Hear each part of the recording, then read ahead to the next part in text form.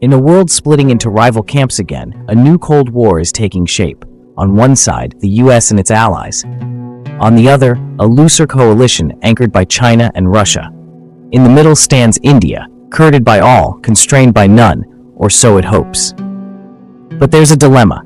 India is a founding member of BRICS, a club once meant to amplify the voice of large emerging economies. BRICS has now expanded, its ambitions grown, and its politics complicated. For India, the question is simple to ask and hard to answer. How far can New Delhi ride with BRICS without derailing its other goals? One big question hanging over this year's gathering is whether Mexico, one of the world's largest emerging economies, will become a BRICS member nation. BRICS started as an acronym in a banker's note. Brazil, Russia, India, China, South Africa joined in 2010. In 2024, the bloc grew. Egypt, Ethiopia, Iran, and the United Arab Emirates were admitted as full members. Argentina declined the invitation. Saudi Arabia was invited but hadn't formally accepted as of late 2024. This expansion increased BRICS' population share and economic weight, but also made the club more diverse and more divided. An official brief from the European Parliament estimated that the enlarged BRICS accounted for roughly 37% of global GDP and close to 45% of world population. Headline numbers that sound impressive, but hide deep differences in interests and institutions. हमारा new development bank global south के देशों के विकास में महत्वपूर्ण भूमिका निभा रहा है. India's line has been consistent. Support reform of the global order, push for more voice for the global south, and keep strategic autonomy. New Delhi has welcomed a wider and more representative BRICS, but with caution about how fast and how far to expand. In October 2024 at Kazan, India stressed practical cooperation, especially in finance, digital, and connectivity, and keeping BRICS outcomes relevant, not rhetorical. History may be repeating itself. Are we witnessing the start of a Cold War 2.0? The US administrations before Trump's one saw China as an economic partner. This isn't the 20th century Cold War. Today's rivalries are economic, technological, and financial as much as military. Sanctions on Russia, export controls on chips, pressure on supply chains, these tools shape choices. BRICS leaders talk of trading more in local currencies and building alternative payment systems, ideas that gained traction after 2022 and were noted again in 2024 summit discussions. But it's one thing to announce de-dollarization, another to implement it. Even sympathetic analysts admit progress is slow, fragmented, and hard to coordinate across very different economies. India and China have agreed to step up trade flows and resume direct flights in what's being called a diplomatic breakthrough. Having seen a difficult period in our relationship, Excellency, our two nations now seek to move ahead. Our bilateral relationship is facing an important opportunity for improvement and growth. India's economic map complicates neat alignments. China is a top trading partner, but also the largest source of India's trade deficit, which touched a record near $99 billion in financial year 2024-25. Much of India's growth sectors, electronics, solar, and batteries, still rely on Chinese components. That's a dependency New Delhi wants to reduce, but it can't flip a switch. On energy, the picture tilts the other way. Since Western sanctions reshaped global flows, Russia has been India's top crude supplier for several years. OPEC's share of India's oil imports fell to a record low in 2024-25 as Indian refiners bought discounted Russian barrels. In mid-2025, Russia still provided roughly a third to two-fifths of India's crude, depending on the month. So, India depends on Chinese inputs to build the future, and on Russian oil to power the present. That's the dilemma inside the dilemma. New Development Bank, a leading multilateral development bank established by BRICS countries, is mission to address persistent and emerging development challenges facing the global south. BRICS' main financial arm is the New Development Bank. It funds infrastructure and sustainable projects in member countries. The bank faced rating pressure after the Ukraine war, but by 2024-25, its major ratings stabilized in the AA band, signaling continued, if cautious, market access. For India, the new development bank is useful capital, but it's not a magic tap that replaces global markets. Even as BRICS explores local currency trade, global finance is still dollar-centric. Sanctions regimes from the United States and European Union influence how banks, insurers, and shippers behave. That reality shapes India's risk calculations inside BRICS. At the Quad level, we encourage a free, open, and inclusive Indo-Pacific region. It is the shared goal. India's refusal to condemn Russia for the war in Ukraine, though, has created tensions. India isn't just in BRICS.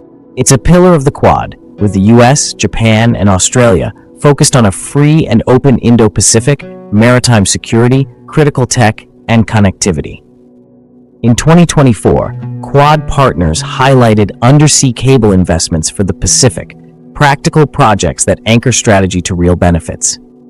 India also joined the Indo-Pacific Economic Framework and helped bring its supply chain agreement into force in February 2024. India even serves as vice chair of the new Supply Chain Council, another sign that New Delhi wants to shape rules, not just respect them.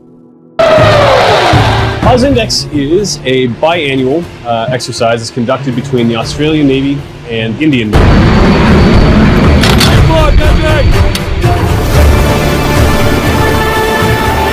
Here's the tightrope. Security and tech pull India toward the US and its partners via Quad, defense cooperation, and supply chain resilience. Energy and some trade realities keep leverage with Russia and a reluctant interdependence with China. BRICS offers a platform for South-South solidarity and multilateral reform. But a bigger BRICS also means more internal contradictions. Oil exporters versus importers, democracies versus authoritarian systems, rivalries within the club itself. Even analysts friendly to BRICS warn that ambition must match feasibility. India's approach is to multi-align without becoming entangled, use BRICS for voice in finance, use Quad, an Indo-Pacific economic framework for security, standards, and supply chains, and keep bilateral options open. The one area that high inflation has hit the most is food consumption. Why does the BRICS dilemma matter at home? Because geopolitics shows up in prices and paychecks. If sanctions tighten or shipping insurance costs spike, fuel prices in India can jump. If chip or battery supply is disrupted, electronics prices and electronic vehicle plans get hit. If standards split into rival camps, Indian exporters face multiple compliance regimes, raising costs. India's foreign policy is not just about maps and speeches. It's about keeping growth steady while the world's rules are being rewritten. So what choices does India face inside BRICS in a new Cold War? Number 1. Push hard for de-dollarization. Use the new development bank more. Deepen energy and tech links with BRICS partners. Number 2. Keep BRICS mainly as a platform for reform, UN, WTO, development finance, while doing real tech and security work with Quad and IPEF. Number 3. Use issue-based coalitions, Energy Buyers Club with Gulf states, critical minerals with Australia, Africa, digital public infrastructure partnerships, rather than rely on one big tent. All these choices have its upsides and downsides.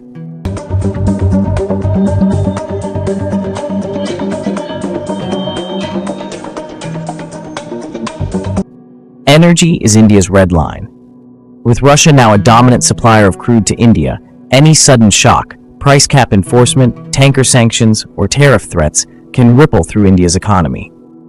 In mid-2025, reporting still showed India as the second largest buyer of Russian fossil fuels after China, and Russian crude making up around a third or more of India's imports.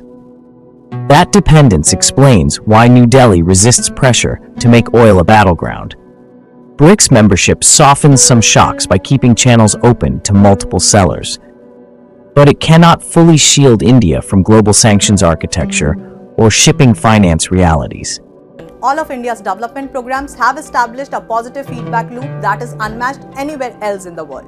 However, when one goes back in time, access to digital services was limited to the urban sphere, but now it has reached every corner of rural India. If you listen closely to India's BRICS messaging, a pattern emerges.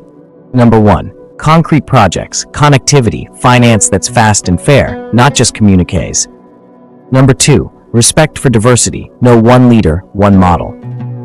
Number 3, room to maneuver, so India can keep building ties with the West and with the global South. In short, a useful BRICS, not an exclusive BRICS. An expanded BRICS also brings new tensions. Not every member shares the same outlook on Ukraine, the Middle East, or global technology rules. Reports and commentary in 2024-25 flagged coherence problems, low summit attendance at times, and a cooling of enthusiasm for sweeping de-dollarization, a reminder that slogans are easier than systems. For India, this is both risk and opportunity. Risk, because messy blocks can waste time. Opportunity, because a pragmatic middle path India can shape outcomes when others overreach. So what's the doctrine for New Delhi in a new Cold War? Firstly, stay in BRICS, steer it toward deliverables, especially finance that supports infrastructure, green energy, and resilience. Use the new development bank when it works. Use global markets when they're cheaper and cleaner. Secondly, double down on Quad and Indo-Pacific economic framework where India needs cutting-edge tech and secure supply chains, chips, telecom, subsea cables, critical minerals. Thirdly, protect the energy lifeline. Keep diversified oil sources while investing in renewables and storage to reduce vulnerability to sanctions and shocks. Fourthly, keep trade realism. De-risk dependence on Chinese components without self-harm. Build Indian capacity where it's strategic. Import where it's efficient until local industry scales. In a world of camps and counters, India's strength is choice. BRICS gives India one platform. The Indo-Pacific partnerships give it another. The art is to balance, firm on interests, flexible on instruments. This is not about picking sides for ideology's sake. It's about keeping 1.4 billion futures open. And that means turning the BRICS dilemma into India's advantage, patiently, pragmatically, and with both eyes on the long game. Thanks for watching. Do subscribe our channel, Sociopedia.